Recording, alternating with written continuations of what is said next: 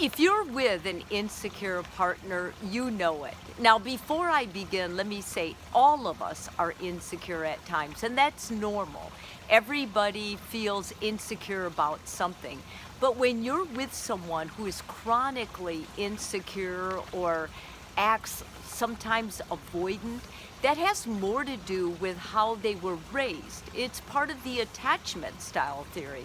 And two of the ones that aren't as stable are the anxious attachment as well as the avoidant attachment.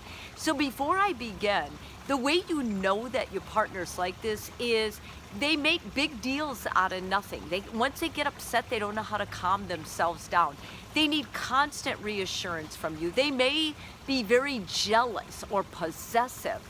These things are all more symbolic of the way they were raised than they are necessarily what you're doing. However, as the partner, there are things you can do to help calm it down or make it better.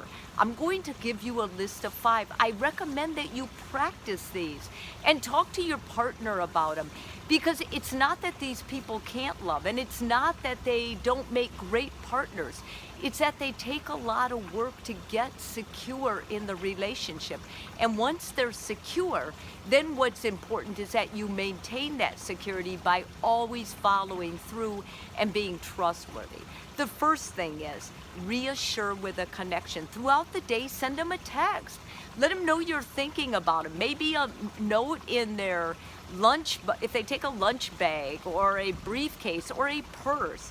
Secondly, don't leave them waiting for a response. If they text you about something that they want to know within the day, give them a response. Yes, it is worth it on your lunch hour, and yes, it is worth it on your work break.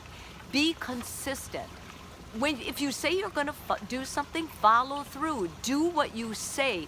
Lead by example. When you get inconsistent, you rear this anxiety. You make them flash back to how they were raised. They didn't have that consistency with their parents, and they're going to project it onto the relationship. Don't tell them that what they're feeling is wrong or stupid or silly. They have a right to their feelings, and part of being a healthy partner is being respectful of how they feel, even though you may not agree with it.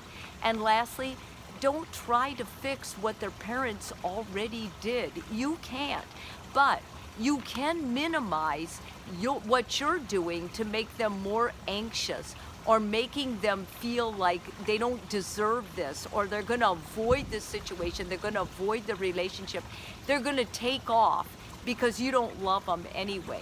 These are all very common and prevalent in the dating world as well as marriages. So it's important you know what you're dealing with so you can make changes and then create the healthy and awesome relationship you want to create.